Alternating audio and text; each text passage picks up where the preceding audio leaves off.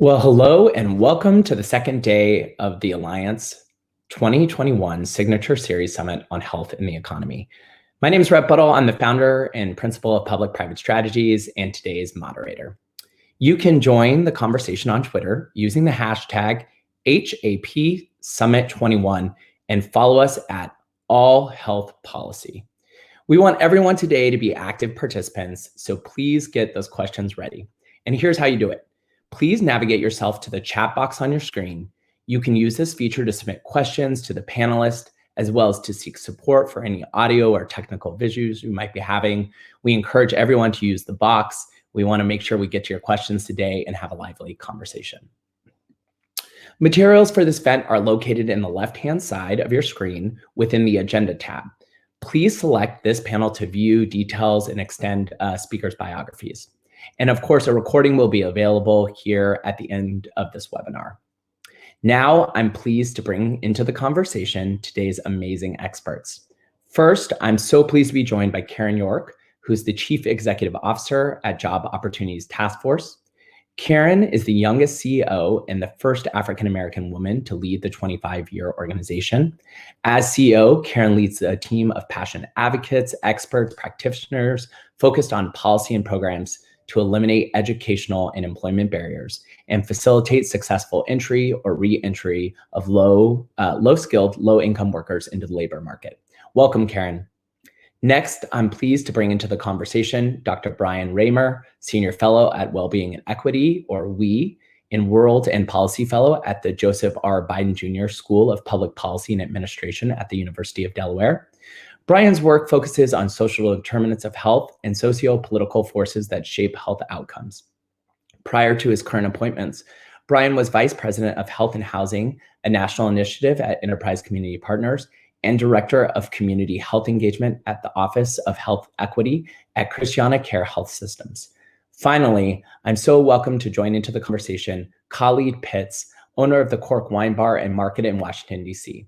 In addition to being a small business owner, Khalid is a political and public relations strategist and has held appointments at the Sierra Club, the Services Employees International Union, U.S. Action, and consulting firm Democracy Partners.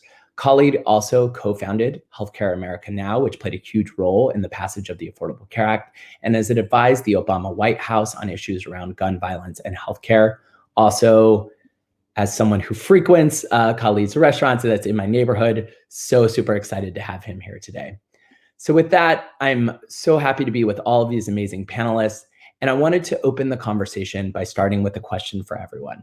First, I wanted to start with a question if you were in charge of rebuilding our economy with all the changes that are needed to support business owners and workers, what would an ideal state look like to you? How does health fit into this vision? Karen, can we ask you to kick off our conversation? Sure. Thank you so much, Rhett. And I want to thank the Alliance for Health Policy for the invitation and for convening this very important conversation. So before I jump into solutions, I think it's important to provide a bit of context. So my organization, we're based in Baltimore City, where all of, the stereotypical metrics that are specific to low-income workers, low-income communities are found in Baltimore City. Our core constituency are low-wage workers. So they're essential workers, they're frontline workers. These are individuals who we've advocated on behalf of for the past 25 years. COVID-19 hits and these terms become household names. We hear essential workers a lot and frontline workers a lot. And so we're hearing these terms more frequently. But then JOTF started to adopt a term that we actually heard from the New York Times 1619 author, Nicole Hannah-Jones. We may be familiar with her. She's been in the news lately. But she coined the COVID-19 pandemic the second pandemic as a way to really explain what's happening in certain communities. And she called it the second pandemic because this second pandemic was actually exacerbating the first pandemic. And that first pandemic is structural racism.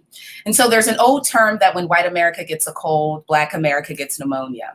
And that is really what fueled this idea of the second pandemic. And so the second pandemic, COVID-19, actually exacerbated many of these structural inequities that small business owners and low-income workers were already experiencing. So that line that, categorize individuals into low-wage workers or the middle class was actually a bit fluid, and we saw that in COVID. So things like food instability, housing instability, the impact of the digital divide on someone's ability to access unemployment insurance benefits and SNAP, or even being able to stay connected to your job. These were all issues prior to the COVID-19, but they were now devastating communities in a way that it required a complete shifting of how we approach things. And so, in answering the question of what's the ideal state or how do we rebuild this in the right way, it's important to understand that context when crafting solutions so that you can craft solutions accordingly. So we have to completely reimagine those things that we call safety nets, this thing we called economic access and economic mobility. We have to recognize that we are not a monolith. Small business owners are not a monolith. Workers are not a monolith. There was an overrepresentation of Black women in frontline jobs. These are jobs that did not have access to paid sick leave. They were the lowest paid jobs, but these are the jobs that required you to be in close proximity to individuals. They did not have the luxury to work from home. Small business owners, Black businesses in particular, these are the entities that are going to be least likely to be able to survive past 3 months of not having any type of revenue or profit coming in, having the difficulties of being able to obtain lines of credit to be able to survive. Recognizing that our current laws are woefully insufficient. So thinking about what are the different ways that instead of piecemealing sick leave or leave or unemployment insurance supports for both businesses and workers, what is the new way, the new normal to ensure that we can survive in things like a pandemic? And then lastly, expanding our lens when we talk about health. A lot of times in these spaces, when we talk about health, we think strictly of things like paid sick leave and paid family leave and maternity leave and PPE. But we found that health must be expanded to things like mental health. We must make sure that we are providing the supports and investments for both business owners and workers to be able to show up and come to work healthy, both physically and mentally. Super helpful, Karen. And I think for me, one of your comments sparked for me this sort of growing alignment between workers and small business owners and some of the challenges they're facing in this moment. I wanted to bring Brian into the conversation, and Brian, would love to hear about your thoughts on an ideal state, how you think health should be a part of this conversation, since that's the focus of sort of health and economy of this conference. So over to you, Brian. Thanks, Red. And I think Karen certainly summed up a lot of the most pertinent points, both from a contextual standpoint, but also, how we think about moving forward. But I want to pick up on her comment around the expansion of our sort of paradigm of health, or our understanding of health. And in the ideal state for rebuilding a resilient small business economy, or an economy that's focused on health and well-being, or at least generates the vital conditions purposefully that support health and well-being, I think we really have to focus our attention on two key questions. And that's, number one, how can we collectively be midwives to an emerging well-being economy? And the second question would be, how can we co-create local economies that routinely and sustainably produce and reproduce all of those vital conditions in that broader expansion of health that Karen was describing, that we all need to thrive. And I think it's important here for some of that context to really reflect the fact that right now, we're seeing, as a part of what sort of Karen described in her comments as a first pandemic, it's a legacy. It's a living legacy of not only historical and structural racism and the consequences for the embodied health outcomes that are a result of that, but certainly the narrative that is created around that that context, in the notion of describing individuals as essential workers, as she said, or the context of including or deriving inclusion in the kinds of policies and investments and emergency responses that we've seen over the last year and a half. But we have to reflect on the last 50 years or so of an adversity spiral. It's propelled by eroding vital conditions and those ongoing legacies of trauma and exclusion that have pretty much ballooned into an adversity economy. And when I say adversity economy, what I'm referring to is, communities all across America that are forced to sort of pour ever more resources into large, intertwined, industrial and business complexes centered around things like hospitals, prisons, poverty services, addiction services, homelessness, environmental disasters, and responding to those, and certainly military and law enforcement. And when we think about these industries and these sort of areas of economic development, so to speak, they're really industries that are alleviating adversity and trying to employ millions of people who routinely save lives, but their business models depend on a steady flow of affliction. And I think we have to recognize that. Typically, they're stretched thin and they're unable to really reduce rising demand for those urgent services, and frankly, don't deliver the full value that we seek for well-being and justice. And we recognize that, particularly when we're faced with escalating inequalities in wealth and income, and racial inequalities that are associated with those inequities, that all communities really must maintain a network of well-equipped, well-connected urgent services. But over-reliance on the adversity economy fuels I think, truly mistaken mindset that is a part of, I think, addressing the question that you outlined, Rhett. And this mindset reminds us that the best that we can do is just kind of keep up with escalating affliction. And we're really not that good at that today anyway. This cynical view denies us the premise that all people ought to be thriving. And I think that's really key when we think about the context of the economy, particularly the small business economy and the ecosystem that that economy supports, as being something that can drive better health outcomes and better well-being outcomes. The economy today in America is about $20 trillion per year. It's roughly 4.5 times larger than all government budgets combined, as well as 40 times larger than all philanthropic endowments that are sort of typically touted in this space. And even if a fraction of our mainstream economy, including the focus on local economies, of which small businesses are an incredibly important leverage point, if even a fraction of that economy were to focus on producing the vital conditions that everyone needs to thrive together, it could open up a whole new era of economic and democratic innovation. And I think what we're seeing, particularly over the last year and a half, is a truly, I think, paradigmatic shift in the way that we're thinking about addressing the needs of folks that, we may throw that term around as Karen mentioned, essential workers. I think what we're recognizing in that context is that these workers are really the fundamental lifeblood of whether or not we can have a thriving and resilient economy moving forward. We know that today, even as the United States is pushing for greater vaccination rates, to sort of reach this idea of herd immunity, to get us out of this cycle of non-normal times, so to speak. I think we have to recognize that for essential workers, particularly essential workers with children, right now those vaccination rates are about 37 or 38%, and that's coming from the latest CPS data. Go ahead. I'm sorry. No. I was please, and I'm going to bring Khalid into the conversation rather quickly here, but please finish up, Brian.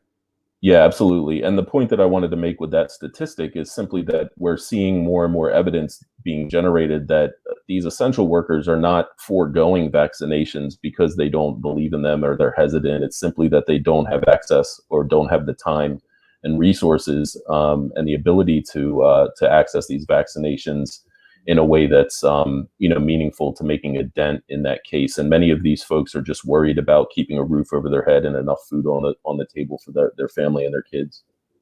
Super helpful. I wanted to transition to our last panelist, who is a small business owner himself, which I think will bring an important perspective.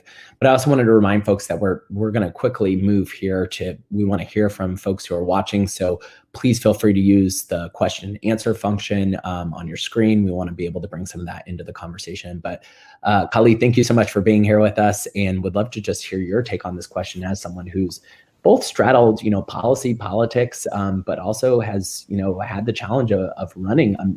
I walk by your store, running a Main Street business, and how you're thinking about how you would rebuild the economy and what health means to you now.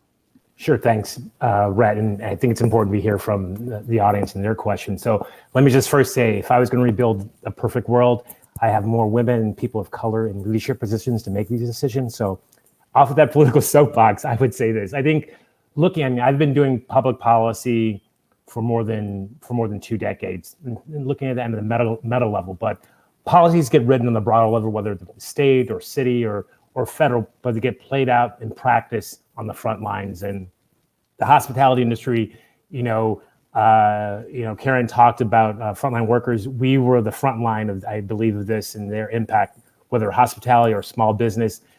People may not realize in Washington, D.C., the hospitality industry is the second largest employer in Washington, D.C. So when it hit, it devastated not only in a sense from a health perspective, but the economy of the city. So look at it from 4 broad perspectives.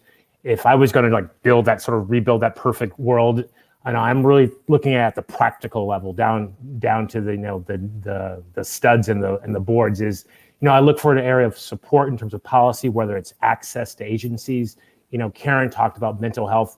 A lot of small business owners had to be the policing of the policies that were set forth, whether it's masking of customers coming in, or dealing with the trauma of this with your workers, access to agencies and training so we can do that.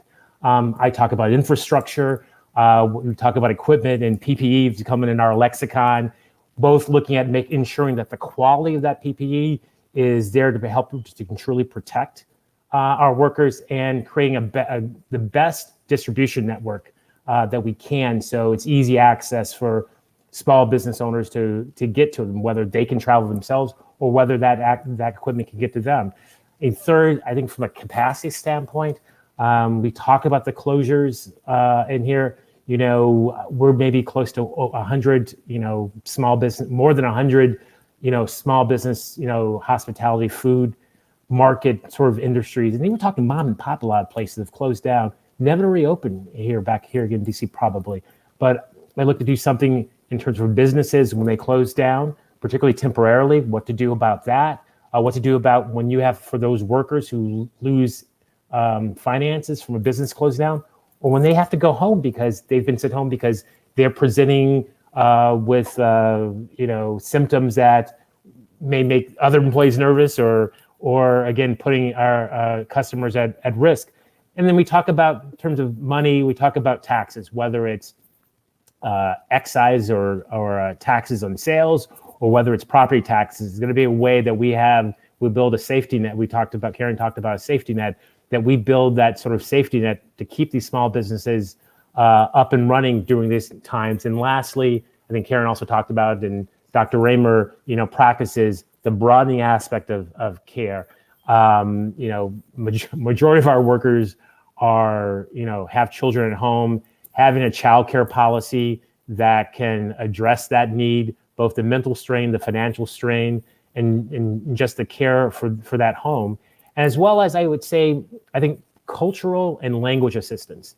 Dr. Raymer talked about vaccinations, and we know that vaccinations vary both in cities, geographic regions, demographic regions, but also cultural, aspects of explaining the safety of it, the concerns of it, addressing the concerns, being, accepting of those concerns, and how do you run your business, run this, the small business economy, with addressing all of those things and having that support network from both a federal level, a state, and a city level.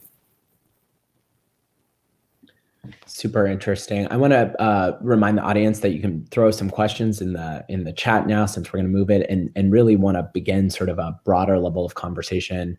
Khalid, I want to stick with you, and I want to bring in Karen and the doc here in a second. But if you've read the news recently, you're hearing a lot from a lot of the sort of traditional business trade associations. They can't hire workers fast enough. People don't want to return to work. If you listen to the other side of the conversation, they're saying, because of some of these health inequities and everything that's going on with COVID, maybe workers don't want to return to work right now, or have used the pandemic as an opportunity to seek, better work and better conditions. And since you're running a business, I mean, how do you deal with that ever sort of present tension of, operating your bottom line while treating your workers well and sort of creating an environment? And I think, as we think about sort of health inequities, and broader health equity, that is center of the plate, particularly for small businesses who don't have the same resource maybe as large businesses to compensate in the same way. Well, one thing we're very lucky here that DC does have the health exchange. Full transparency, I'm the executive board of the DC Health Exchange, and having at least some degree of safety net that you have access to healthcare. One of the things we all have to address, and you talk about inequities, we have to address costs because you can have access to healthcare, and whether that healthcare is affordable to you is another reason, is another issue to deal with. And we're trying to do this in the city. Is a lot of folks are trying to deal with from a broader policy level. I think you look at the issue of, as this country opens up, as the city opens up, and jobs, it's a little bit of everything. I think that traditionally the hospitality industry is a transition industry in terms of people coming into the sort of working economy for the first time, people transitioning in jobs. One of the things that we'd like to do, and I know a lot of the other small business restaurants and hospitality industry folks here in the city, is how do we make this industry a growth industry where you can grow in your position, not just be here for 5 or a couple years while you're trying to figure out post-college what you're trying to do or transition to another job, but like how can you grow in this in this both from a salary perspective, but also in a perspective of skill set. So as a small business owner, we if people here, not to use a sports analogy, I would say March Madness, the phrase is survive in advance. A small business owner really it's really difficult for them to sort of look past 30 days. They're really in a position of trying to survive and advance to the next level while doing that, while trying to take care of their employees and thinking about their guests and their bottom line. So the more that people can think about the economy as a whole, and healthcare is not just something if I'm sick or am I well, but the health of the economy, the health of our community would do much to advance what we're all trying to do. Yeah, super helpful. Karen, can I bring you into this conversation? Because I feel like, you probably are seeing the other side of it, which is, you're working with workers, you're asking employers to create more worker-friendly workplaces, I would imagine. And how do you balance the tension between realizing that, employers, need labor to do the things that they're doing, but also that we're creating good workplaces for workers that improve health equity writ large? What's your perspective on this? Yeah, it can get a little tricky for the Job Opportunities Task Force at times because, yes, we are an advocacy organization and we advocate on behalf of policies and programs that could advance low-wage workers into high-wage jobs. But to be very clear, our client are also employers, right? Because we need you to hire. And so a piece of, how do we get folks into the labor force is also talking about things like job quality. How do we ensure that, and I love Khalid's point about how do we, talk about or think more broadly about growth in certain professions that usually folks are just looking at as a stepping stone to something else. This is exactly what I meant in terms of reimagining work, right? Because we've seen from the pandemic that, you could do things like work from home. There are all of these things that you can do that we didn't think you could be able to do. There are all of these opportunities that we haven't necessarily had a chance to think about because we've kind of just been stuck in the traditional stereotypical status quo. And so, as we, of course, are advocating on behalf of workers and advocating on behalf of things like, of course, expanded paid sick leave and access to unemployment insurance, we are also advocating on behalf of business owners and business leaders. Things like, how can we ensure that the state is increasing robustly its investments in skills training? Okay. How do we ensure that any types of policies and initiatives that can be put in place that would, yes, facilitate training, but also hiring and retention and all of these other supports, because if we're talking about hiring from a certain constituency, you're getting all of that individual. And Yep. small business owners many times are going to be the ones who are going to want to help all of those issues. And so how can we make sure that business owners are properly equipped with the tools they need so that employees can show up knowing that this is an employer that wants to invest in me, so I'm going to give my all, because it almost feels like it's a family structure. And so as it's really difficult to advocate solely on behalf of the worker and not think about the employer, because the worker isn't really a worker if they're not employed. And so if we know that, especially for our constituency, low-income workers, many times who are relegated to the low-wage worker status because of their interaction with the criminal justice system, where they only have a high school diploma or something, lack of transportation. We know for a fact that small business owners are going to be the ones that are more likely to hire them, more likely to want to spend the time and invest in them to see them grow and thrive. So it's very difficult for me to just, advocate on behalf of the worker and not speak to the plight of the small and or medium-sized business owner. Yeah, and I think we just see small business owners are so much more present in their communities and have such a close relationship oftentimes with their community members and their employees. Dr. Raymer, I wanted to bring you into the conversation. Karen said something that I thought was interesting about how COVID has changed the way that employers are thinking about their employment practices, their futures. I think we're all experiencing that. And I think in some ways it was a wake-up moment, right? Public health is very real. And I think the question is, how will that impact employers' practices going forward as we think about health equity? And I'm just wondering if you have thoughts on that at all about, we've lived through a pandemic. It's obviously affected employers. We're starting to sort of reopen doors from this, not post-pandemic phase, but we're starting to reopen a little bit. And what is the long-term nature of that effect on employment, employers' way of thinking about how they treat their workers? Do you think this will create an opening for some of the things Karen's talking about, more flexibility, more support for policies that help workers? That's a great question, Rhett. And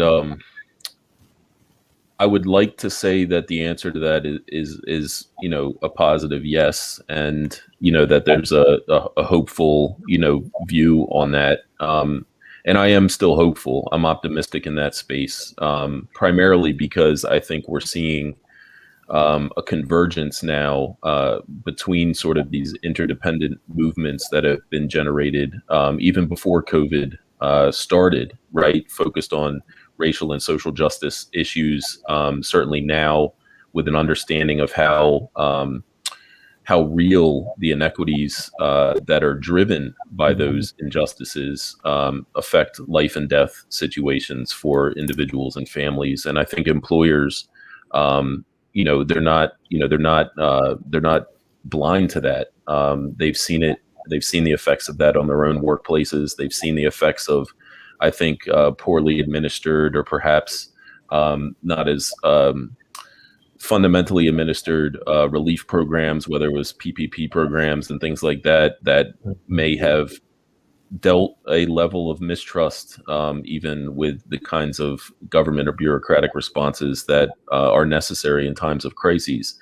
I don't know yet whether or not there's going to be, I think, a fundamental shift among employers, particularly small business employers, around the way that they view the health and well-being of their workforce as being sort of a critical element of their business model. That's still, I think, up in the air. What we're seeing, I think, is perhaps a wider window of opportunity. I don't know how long this is going to be open for, but at least a wider view out of a window of opportunity that shows how the small business community can sort of form more cooperative and collaborative engagements among themselves in certain sectors, but also across sectors, right? To really bolster the role that their platform can have and the power that they can generate in supporting and building the support for policies that help them, develop the kinds of strategies that are beneficial to their employers or to their employees. A lot of these policy changes that were necessary during the crises were, necessarily enacted at the federal level.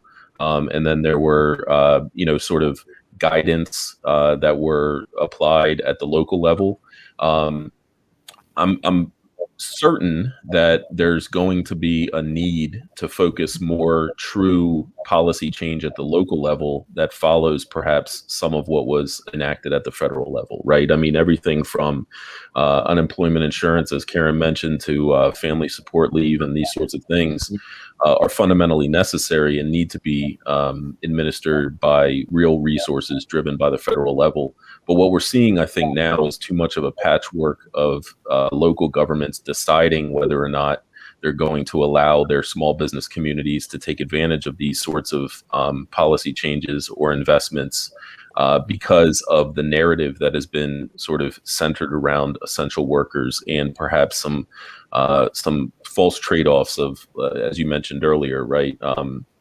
The fact that you hear this narrative of unemployment insurance being the core reason why people are choosing not to go back to work, right? These sorts of things, when that's, the evidence is mixed at best, and if you're reading it in sort of the most generous terms. But I think the strong evidence around that is that that's not the case, that many folks are actually very concerned about their individual and family safety and well-being in that context, and that a lot of these jobs just don't pay enough for them to really make that trade-off in a fundamental way. So I think these are some of the choices that we're going to reckon with. Does that turn into then an opportunity for small businesses to reimagine how they're aligned with one another? Does it change fundamentally how they envision their role in the broader economy, whether it's as a B Corp or a cooperative structure or whatever it might be? Does it fundamentally change how they organize their own power around legislative and policy change at the local level to favor better health and well-being for not only their business but also their employees? If I could touch on that just a little bit, just as a small business owner, I think Karen talked about reimagining of a shared economy, and I think that particularly, all politics is local. I think you're going to see this drive really, if it's going to be a movement in the sense of really rethink this, you're going to see the drive happening in cities and towns and led by small business owners, because there is that connection already with them. And Brian touched upon it, other movements before COVID happened, whether we'll name them, say their names, Me Too, Black Lives Matter. The majority of small business owners live in the community they're in. So they're experiencing this. When the marches in DC happened, they went not only by my store, right by my house. Yeah. So I think that's where you're going to see that spark is. And I do, I would say maybe I'm a glass half full kind of person, but there is a great desire to figure out how do you create a shared economy, a shared experience, a shared community that both workers and employers can thrive. Yeah, and I just piggyback on that. Please. I was going to go to you, Karen, because I feel like your work is at the center of this. And we've gone through so much with COVID. I feel like we don't want to let this moment go to waste that has kind of exposed it. And so Karen, please hop in. Yeah, I mean, this is, it's one of the things where I constantly sit in meetings and I'm just like, we're literally just going to return back to the normal that was never really normal. Even something like when we talk about state investments, in Maryland, there was a lot of excitement around, the governor getting creative with how can monies be invested in small businesses and in workers. And this was great, but it was also temporary. And what was really frustrating was we weren't taking the time to really think about how can we turn these piecemeal, time-sensitive, short-term initiatives into something that could be leveraged into long-term investments, right? That's what is going to be required to start to reimagine these systems. So something like, how do we ensure that the state is deepening their investment in things like sector-based partnerships, right? This idea where we have we know that there were industries that just unfortunately, in terms of their workforce, dramatically reduced. And we saw new industries that surfaced that are looking for workers and many times are based in communities. We saw existing industries and businesses that were doing well prior to the pandemic, and then their business boomed in the pandemic and after the pandemic. And so what does it look like to ensure that the state is, or your local entity, your local government is investing in those types of partnerships and collaborative efforts that we know will bring in support from both the public and private sector? This idea where within a particular industry, whether it's hospitality, what are some core employers, and partner them with whether it's a community college or a nonprofit partner and other community-based organizations where we're training them, we're ensuring that while they're on the job, they're able to retain that employment, that they're serving as a resource to both the employer and the employee. Really getting creative with how we do our sick leave laws. Listen, I know it tends to be it's a very contentious issue in business spaces, but it's something that has to be discussed because we have pandemics now, folks. And so just like there were business leaders who had to shut down their businesses because they fell ill and had to deal with that, like we have to start thinking a bit more creatively and honestly a bit more humanely about leave and about what that means for certain families and who's more likely to have it and who's less likely to have it.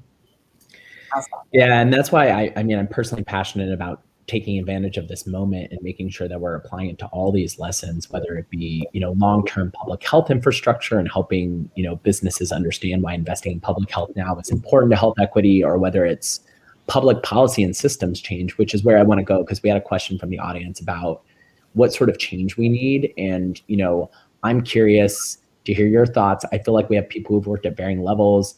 Karen, you're in Baltimore doing amazing work on the ground, but you're also not far from DC. And so I wonder how you do that. Khalid, you've sort of straddled, working here in DC, but also being in national politics. And so I'm curious, should we be focusing on policy change? Should we be thinking about public-private partnerships?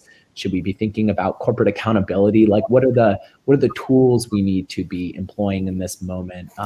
And so, Dr. Raymer, can I start with you, and then maybe we'll go around, and we have a lot flowing in from the audience, so I'll try to move quick too. But Dr. Raymer, thoughts on how we take advantage of this moment? Yeah, I think we heard both from Khalid and Karen that these, the lived example of being business owners and being engaged in this work, there's a necessary policy change element, that is going to be, I think, a fundamental focus of the small business community moving forward. Here in Delaware, as an example, the county that I live in, it's a small state. We only have 3 counties, less than 1 million people in the state, right? But the county executive in the county that I lived in took really early steps and action to purchase a vacant and unused hotel, to convert it, like many other places have, to convert that into permanent supportive shelters for homeless families during the pandemic. Widely successful, a good use of funds that were coming from the federal government, in any sense of a measure of ROI. But the question is how temporary, to Karen's words, right? How temporary is this, right? We've seen Project Roomkey in California on a larger scale do the same thing. I think we're going to be seeing the small business community in particular, because of their ties to the local community and the local economy, really understanding how these sorts of temporary, quote unquote, innovations in policy change over the last year and a half should be more sustainable and more long-term, right? One of the biggest issues around homelessness is oftentimes the fraught politics around just building more affordable housing, right, in communities. And folks that don't want that affordable housing around are oftentimes, the wealthier white enclaves that, see that as a threat to their sort of, way of life. I think we're going to be seeing small business entrepreneurs, small business owners, the community of small business owners looking at stuff like that and saying, look, we need to be advocates for better, healthier, humane housing, for instance, for our employees, because it's necessary, as Karen said, right? It's not a question of if the next pandemic is going to come around. It's a question of when, right? And, not only that, but we're facing sort of these interdependent crises that are driven by things like, global climate change and wealth inequality and the connection between those things that are just fundamentally going to continue this feedback loop of adversity for many of our low-income neighbors. And many of our small business communities may not have then the access to the workforce that is going to be necessary to keep those businesses open and thriving. Super helpful. Karen, I wanted to give you a piece, and then Khalid, I wanted to come to you on something that's come through from the chat box, but thoughts on how we take advantage of this moment. Is it policy change? Is it local level work? Is it all the above? It's literally all of the above. I mean, it really is all of the above. And I mean, and I can't remember who mentioned it earlier, but I really do believe that it's going to rely on small businesses and local governments and localities pushing the needle, because unfortunately you're looking at what's happening federally and states are just not with it. I'm not understanding what's going on. Even in my very progressive state of Maryland, we just had our 90-day legislative session, and we ended the session not passing any type of real supports in the space, especially, for leave and other instances. It was almost, like once the vaccine came online, and these were actually direct quotes. Oh, well, it's, the level of urgency isn't there as much, to really provide this COVID response report. We're now in recovery. And it's like, no, businesses are still struggling, workers are still struggling. So, policy is definitely going to be needed. I think it's also important to recognize when we talk about policy, we got to break it down. You got big P, you got little p. So big P policy is like legislative, administrative, regulatory, but then of equal importance, you have little p. Those are business practices and your agencies and the like. We need to make sure that we're looking at both when it comes to policy implementation. The other thing about policy is we have to recognize that policymakers listen to business leaders. Yes, they do, but they really listen to those business leaders that do two things. One, you're contributing to their campaigns, or you have a paid lobbyist. And for those small business owners that don't have what is necessary to be able to pay for that level of influence, then their voices are not included. And so that's a disservice to the small business community, who are really going to be, and we've seen, have been the lifelines of our community. And then the last thing is an example that I want to provide. There's a particular restaurant in Baltimore City who I absolutely adore. And this restaurant owner, and the restaurant is called Terra Cafe, Black-owned restaurant. And this restaurant owner has served on almost every transition committee, COVID response committee with me throughout the city and trying to figure out how do we help businesses and neighborhoods and workers and the like. And he always goes so unheard because he's an unconventional type of small business owner. He's the type of small business owner that is like, look, I've had this small restaurant, and in the pandemic, we had to shut down, but, I organized some other, folks in the space, and, we started to figure out how can we have our own little thing going on so we could still make money, figuring out how they can buy the block on the block, this building, so that now they're providing housing to their employees, right? Figuring out a way, these are unconventional ways that our policymakers really need to hear, but many times they're not in the same rooms as these individuals, or these individuals come across as too radical. And so that's also what we mean about, or at least what I mean about reimagining things like access, who's in the room, what it even means to have like a shared economy, or what it means to talk about things like job quality. For both, the business owner and the employee, because if your employee is showing up and they're all wrong, that's not profitable for you. That's not something that is going to be a good look for the business owner. So it's incumbent upon us all to figure out how to make this work for us all. Yeah, I think a theme that's coming through this conversation is that representation matters in these rooms, in these spaces. And another thing that I heard, I've been organizing small businesses for 10 years, most of my public policy career, and they're a disparate community, and too often, because of larger businesses' influence, right, the small business voice is just left out, which is so critical. And so I think that's a natural transition, Khalid, to you, which is, do you have thoughts on both sort of how we bring a more authentic voice of small business to public policy? And also there's a question that came in the chat about during COVID-19, public health measures scared a lot of small businesses, right? And they felt threatened by maybe what needed to be done to respond for an appropriate public health response. And how do we change some of that so that we create an environment where small business owners sort of understand public health and sort of the worker piece of this, but also works for small business. And so since you're sort of sitting in the seat, and again, I think you've seen this at both levels, serving on the DC Exchange Board and also doing national politics, do you have thoughts on these issues? Well, just to go back to the first one with Karen and Brian said, I think Brian said the word interdependency. If we're going to, as we go from local city councils to state governments to the federal government, the politics of moving legislation, the politics of passing the big P policy just gets bigger and bigger. The problem are all the same. It's just that the players just get bigger, the egos get bigger, and the behind the scene interest factors, stakeholders just get bigger. And I do believe, and again, I say half, maybe my half class, half full, that it's going to happen on the local level where we can more easier do this, and let me stress this, more easier, build those tables. Because when you build those tables and having the right people in the room, both the conventional small business owners and non-conventional, those folks in the community, we can both share that, where that interdependency is, and try to figure out what do we agree on?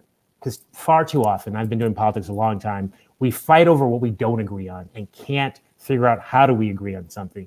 I think, the question of right now we're seeing in Congress, we're fighting over infrastructure, or just fighting over whether or not we can pass a law that guarantees that women get paid the same amount as men. There are interest groups or stakeholders, there are egos that are involved in all that. We can do more than that and address those issues on the local level. But again, that's figuring out, we try to pass and figure out policies to sort of move our economy forward, have those stakeholders at the table. Because far too often there are people making these legislative policies on ideas based on certain sectors of the economy that they may have the ear of that particular legislature or that particular body, let's just say. And the people that really need to be in the room, the practitioners, the mom and pop person in a small business, those in the community that are particularly infected, and those interest groups in the community, those constituency groups aren't there at the table. And I think you saw that play out a little bit with respect to COVID policy, and whether you talk about masking, orders to close down, who's essential, who's not essential. A lot of these decisions were made without true representation being at that table. And I said earlier when we asked the first question, small business owners are both they're the HR person, they're the hiring manager, they're the counselor, they're sometimes the salesperson, they're the moppers and the bussers. I mean, they have to do everything.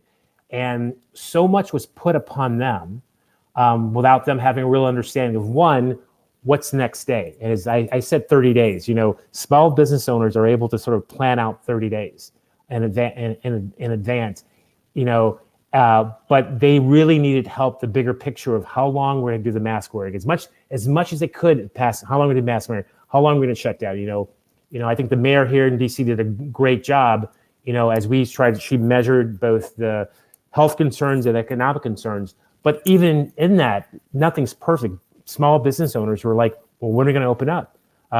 When should I start hiring back people? Do we have the money to hire back people? When can I address my issue of my rent and trying to pay my rent and all those sort of things? So I think as we talk about this shared economy, there is a shared interdependency of all of this, from education in the community to housing to transportation. It is all shared because there's not one policy, whether you address the housing issue, whether you address education, whether you address infrastructure, it's going to solve all our problems. Yep. Super helpful. So we're getting close to time. I want to give everyone 1 minute to wrap up, because I always love to leave the audience with one thing you'd like the audience to leave with from this panel. So Dr. Raymer, can we start with you? What would you like to leave the audience with from this panel? Yeah, thanks. I think a lot has been said about this, but one thing that sort of hasn't been addressed is the sort of enabling environment that the small business ecosystem can help to create. But that enabling environment for health and well-being, can't be created and fostered when there's, Okay, I'm going to do an audible here. I'm trying to make sure. Karen, can you still hear me? Kali, we can so hear it you. looks like we may have lost Rhett and we may have lost Brian on the feed. Do you see them at all? We see you. We see you. Do you see us? Essentially, I'll just wrap up by Yeah. saying that what we haven't focused on is sort of the anti-economic democracy or sort of monopolistic elements of large industry, right? Large corporations that are putting more pressure on the margins and the bottom lines of small business communities, that are making it more difficult for them to create the kind of solidarity or coherence among them or across sectors to really help to elicit these both big P and small p policy changes. But I think, a focus on that is going to be incredibly important, as well as the fact that, a well-being economy can't really exist outside of a care economy. And, care for individuals, care for families, and care for the planet is really going to be, I think, at the root of where small business community can find leverage here. And I'll just say one last thing. The Wellbeing in the Nation Network has an Equitable Economies library available on Community Commons. So if you go to communitycommons.org and search for Equitable Economies Library, you'll find over 100 different resources that have been filed into 11 vital conditions categories for businesses and small businesses in particular to reflect on and utilize in that work at the local level. Thank you. Thanks so much. And Karen, over to you for closing thoughts. Yeah. So my closing thoughts is actually, a thank you to the Alliance for Health Policy. And not just, thank you for having me on the panel, but yes, thank you for having me on the panel, because many times these conversations are siloed. And so you have workforce folks over here having a conversation, and then you have business owners over here having a conversation. And even within the business community and even the workforce community, there's no monolith. And so if this pandemic has shown us anything, it's that we've got to do this together. Labor, business, workforce, not the enemy. Like, we have to figure out how to do this together, because we really need each other. Workers need employers to hire us, so you have to understand all of the dynamics. And we need to ensure that we are, in a position to ensure that the business is profitable so that we can stay employed and possibly get raises and all of these different things. And so, just really doing this more, making sure that we're diversifying these conversations, yes, both in race and gender, but also expertise and industry and opinion. All of these things that's going to ensure that as we are crafting and thinking of solutions that's going to get us out of this, that we're crafting them according to what the issues actually are, not what they were or what they believe they are or should be. Helpful. And Khalid, we got like 60 seconds. Are you back with us? I am back with you. So I'll just say this. First, I think we should invest in better broadband, faster broadband across the spectrum, so these glitches won't happen. No, but seriously, let me just echo what Karen said, for the opportunity to have this conversation, because every conversation you have is an opportunity to organize, and every organizing opportunity you have is an opportunity to advocate. And I think this was a great conversation in terms of bringing together three different people from three different perspectives and experiences, and hopefully having this conversation not only among ourselves, and I'm only going to try to connect with Karen and some ideas I have, but also educating your audience and how they could have conversations out there and advocate and organize. That's awesome. Well, my personal thanks to the three of you. On behalf of the Alliance, thank you all for your insights on this super important topic. That's all the time we have for today, but I want to thank each of you and thank the audience for diving in with us. I want to remind everyone who's listening in to join us in 5 minutes for the next session, which is Policy Making Under Pressure, Balancing Immediate Need and Long-Term Impact. Also want to let folks know to please open the survey module on the left side of your screen to complete a brief evaluation for the event. Of course, your feedback helps the Alliance plan future events, and a link to the survey will also be emailed with you. With that, my huge thanks to everyone. Look forward to seeing you in the next session. Thanks so much for joining us today. Thank you. Thanks, everyone. Thank you.